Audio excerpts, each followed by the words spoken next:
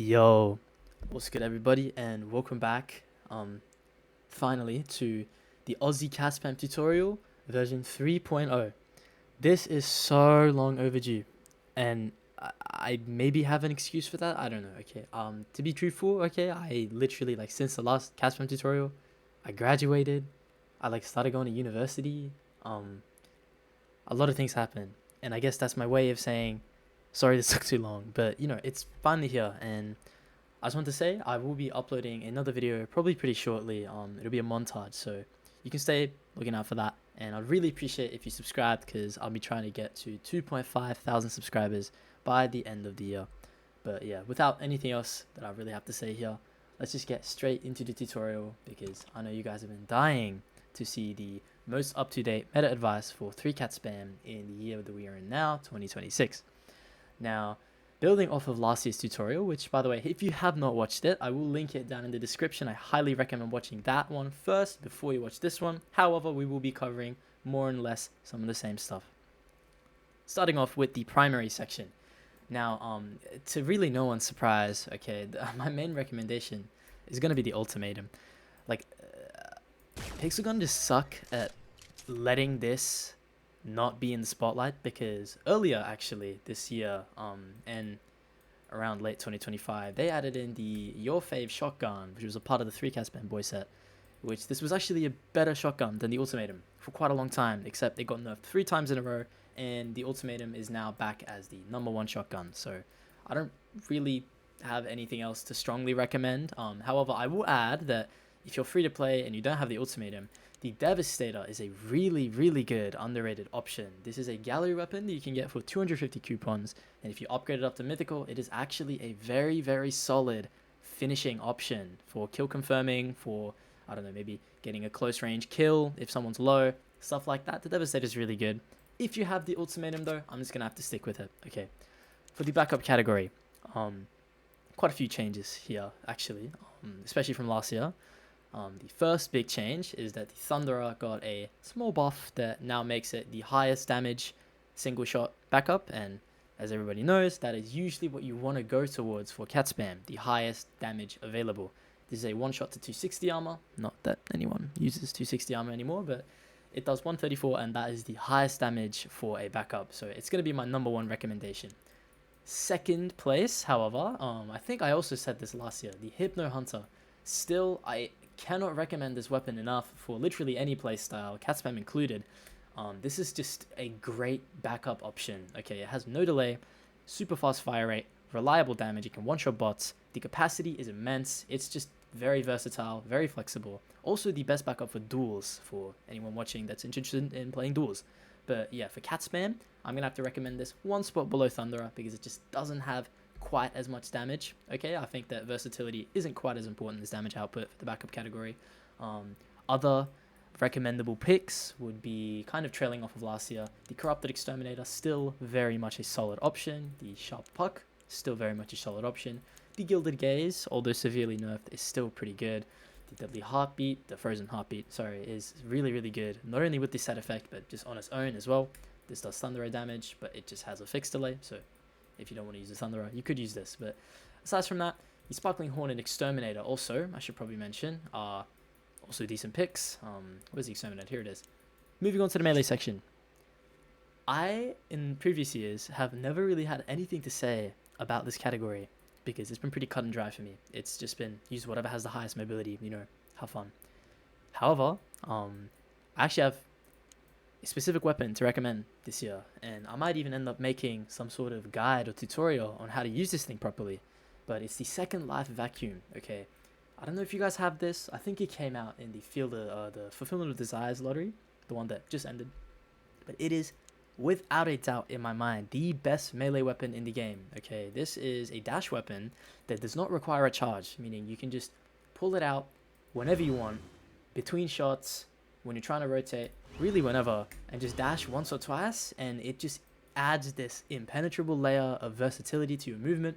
It means that you can rotate around the map faster. It means that you can add it into your rocket jumping to be even more unpredictable. You can get like a whole lot of stuff you can do with this. Okay, I don't want to trail off, but it's my #1 recommendation over something static like the double cashbacks that really don't do anything for you. Okay. Secondary recommendation, however, would be the Thermal Ultra Scythe. Now, you guys might be in the comments thinking, why would you not recommend Thermal Ultra Scythe, as in stats, it is literally better than the Second Life Vacuum by a lot in every single way.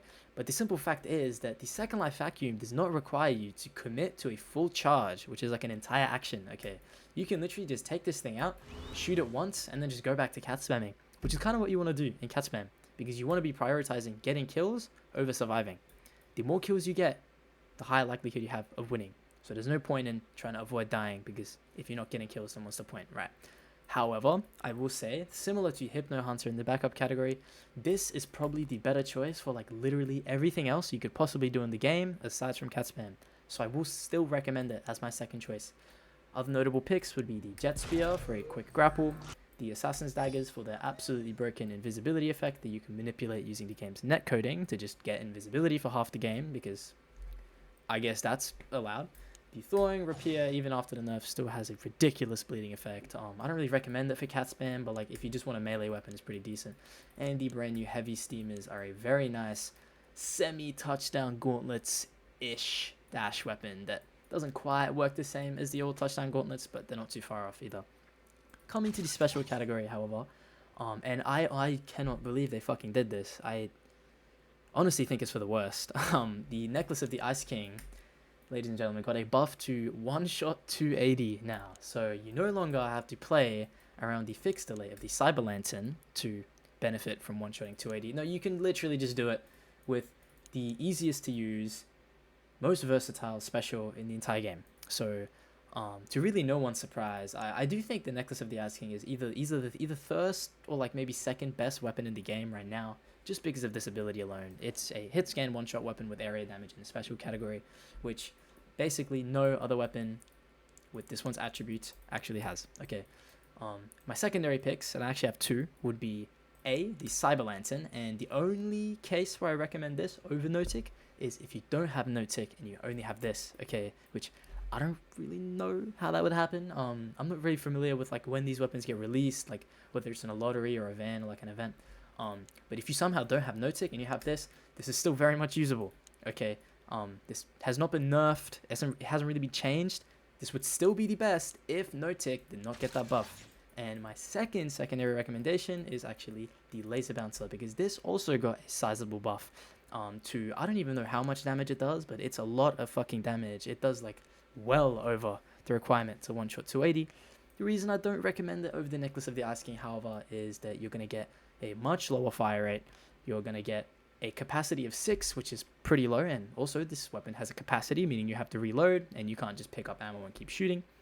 And also this weapon has 2 delays, which it requires you to either play full melee switch, which is a whole commitment that I just can't really recommend in a tailored meta guide, or it literally just requires you to play double backup, which is just literally a worse play style than DPS in this current meta.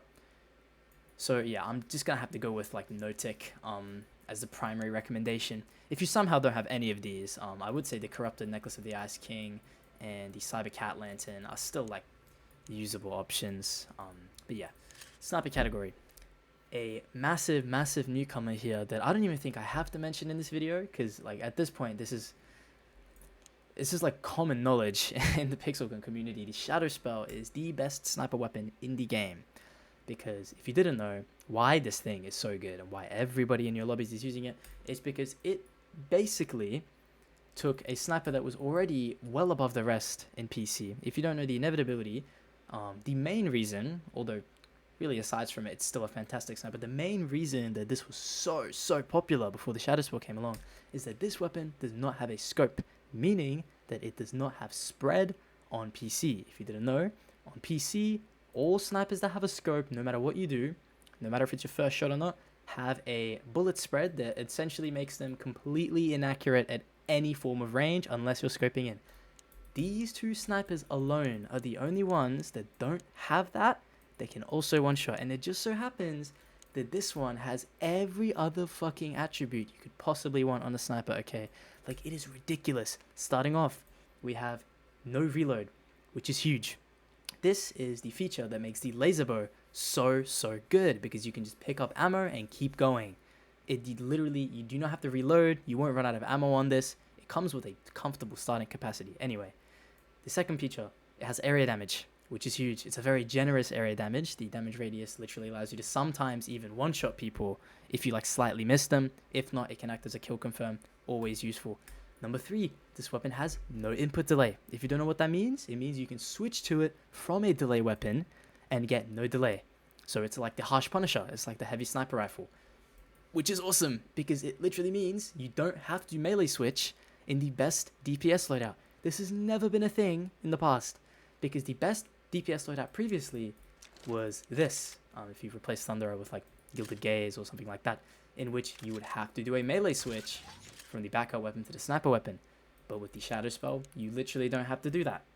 And that's just like, what are we doing? However, if you're looking for other options, the inevitability is still wonderful, honestly. I even sometimes prefer using the inevitability because of the higher fire rate that it has than a Shadow Spell, which is its only like upper hand. Otherwise, I'm not gonna lie to you, actually, at X mods, most of the snipers in the game are like basically equal at this point. Like, there is hardly any difference between snipers. However, other recommendations I could give is the new Spiral Omen. The Eye of the Mirage that I don't have is also very good. The Blue Silence with the set effect is very good. The Ultimate Killer with the set effect is very good. The Soul Surgeon and Desert Verdict both deal insane amounts of damage. Gojo's Wrath as well. The D-Ice with the set effect is great. A lot of the recently released snipers do tend to be higher up in the meta. The Soul Angler is still also very good. But yeah, like really, the sniper category, okay, go crazy. Like, use whatever you want. Especially if you're on mobile. Mobile players have it great with the sniper category because you don't really have to play around quickscope unless you want to use these two. Coming over to the heavy category, there is actually a significant newcomer here that I actually recommend over Halidar Mummy, which in last year's video, if you didn't watch that, I literally said this was the best weapon in the game at that time. However, obviously, my opinion's changed. I still think this is probably in the top 5 somewhere, as it somehow still hasn't gotten enough. But the new weapon that I'm talking about is the new gen Spammer, another part of the 3Cat Boy set.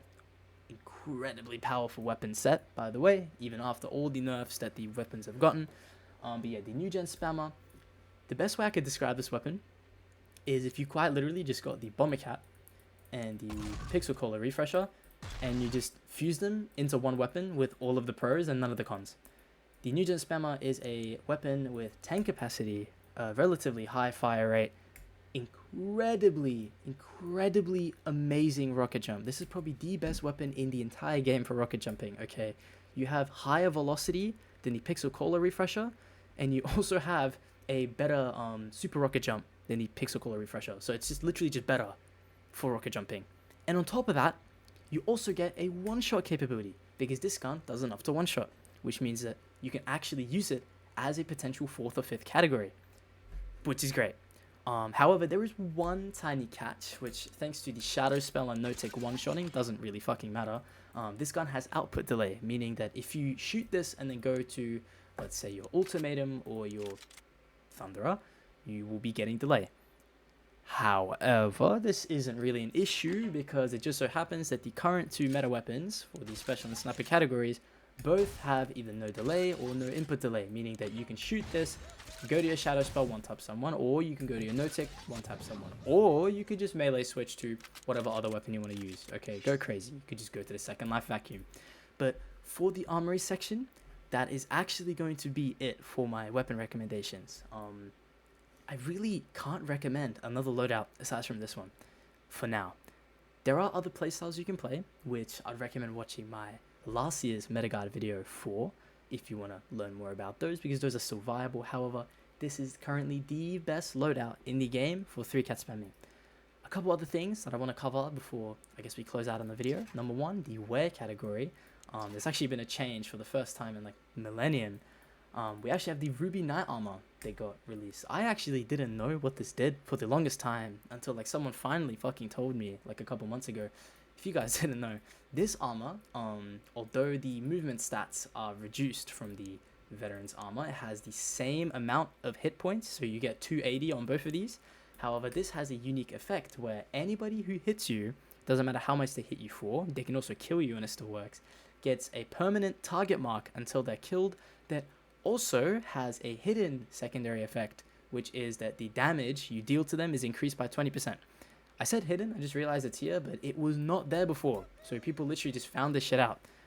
If you don't know why this is amazing, it's because if someone kills you, let's say that, okay, for a hypothetical, let's say that you're versing someone in pool, let's say it's a kill race, right? They just killed you. You respawn, they have a target mark, so you know exactly where they are. And, bonus, if you just so happen to hit them with Thunderer instead of your 2 one-shot weapons, the Thunderer deals 20% extra damage, and bang, you have a kill. Meaning that if you're trading a player that just killed you with the Ruby armor, instead of 2 one-shot weapons, you have 3 one-shot weapons. So anything you hit them with will kill. I don't think I have to explain why that's incredibly useful to have in a match. But basically, this is a perfect armor where the only real disadvantage is that the movement can feel stiff. You're not really going to feel the decrease from the 65 to 60 for the speed. However, you will probably feel the 15 reduction for the jump from 75 to 60. It is kind of a 50-50 between these two. You can still use the Veteran's Armor. In fact, I still use the Veteran's Armor.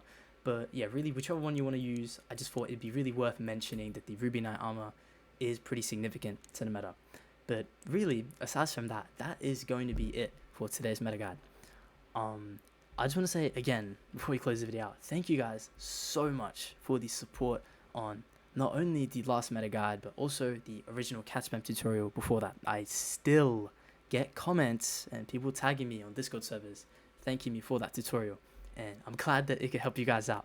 But yeah, that's going to be the meta guide for 2026 and the best weapons to use. And like I said at the beginning, there will be probably more content coming out pretty soon, even though I'm not really good with promises, as you guys probably know. But yeah, see you guys in the next one. Good night.